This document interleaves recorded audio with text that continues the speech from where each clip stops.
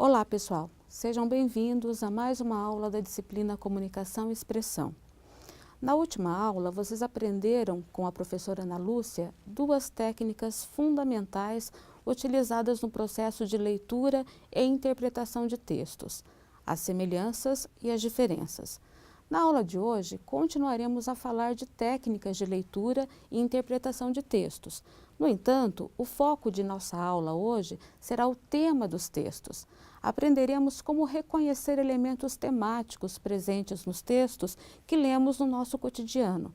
E veremos também como compor relações de sentido baseadas nos contextos explícito e implícito e em diálogos temáticos, chamados de leituras intertextuais. Para começar, pense na seguinte situação. Você certamente já deve ter se confrontado com aquele momento em que termina a leitura da última página de um livro, fecha-o e pensa: nossa, que livro bom! Ou pensa: meu Deus, que chatice!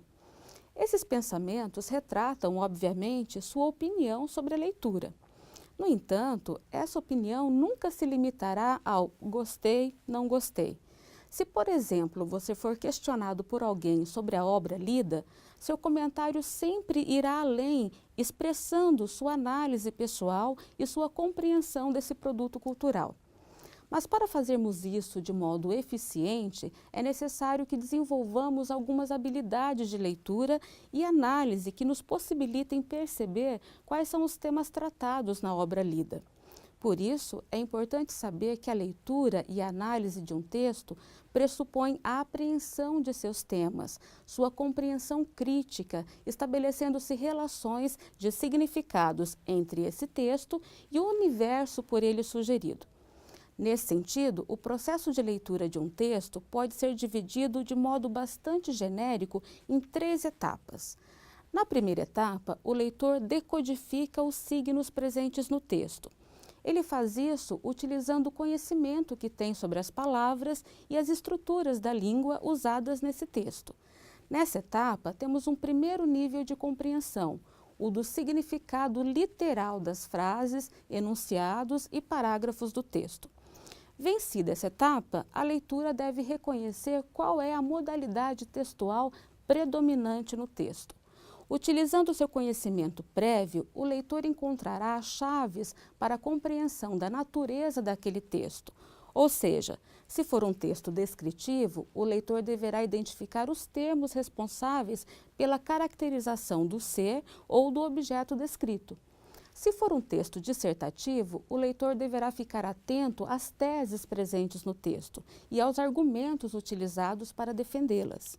Se o leitor estiver diante de um texto narrativo, deverá encontrar o conjunto de ações e personagens responsáveis pela organização da trama. Finalmente, após a compreensão literal das frases e da identificação do tipo de texto, a leitura captará a constituição temática do texto, ou seja, encontrará o tema principal apresentado pelo texto. Mas afinal, o que é o tema de um texto?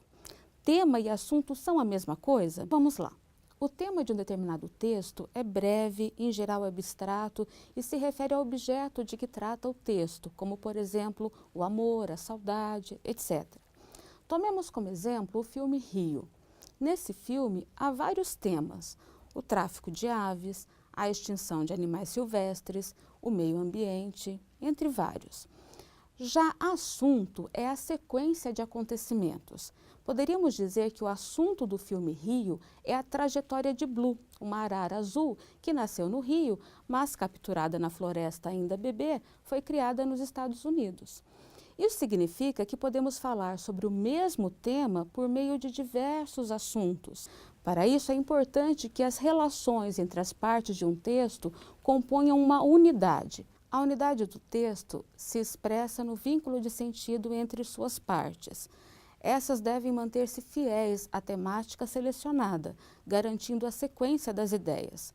Para que haja a manutenção temática do texto, é fundamental que as relações entre as partes desse texto sejam garantidas pela presença da coesão e da coerência.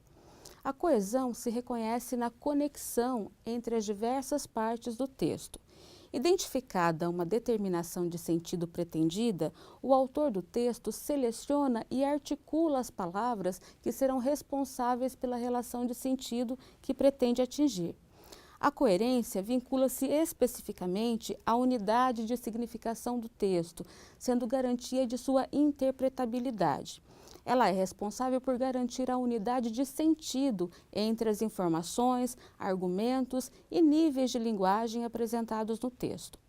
Um texto que pretende, por exemplo, representar uma escola, deverá utilizar palavras que pertençam ao campo de significação do universo escola, como, por exemplo, alunos, professores, lousa, aula, etc. Outros elementos também determinantes para a manutenção do sentido do texto são o contexto explícito e o contexto implícito. Primeiramente, é preciso ter em mente que um texto é formado por informações explícitas e implícitas. As informações explícitas são aquelas manifestadas pelo autor no próprio texto. As informações implícitas não são manifestadas pelo autor no texto, mas podem ser subentendidas. Muitas vezes, para efetuarmos uma leitura eficiente, é preciso ir além do que foi dito, ou seja, ler nas entrelinhas. Uma outra maneira de se observar a composição temática de um texto é por meio da intertextualidade. A intertextualidade acontece quando há uma referência explícita ou implícita de um texto em outro. Também pode ocorrer com outras formas além de textos escritos, como, por exemplo, com a música, a pintura, filmes, novelas, etc. Toda vez que uma obra fizer alusão a outra, ocorre a intertextualidade.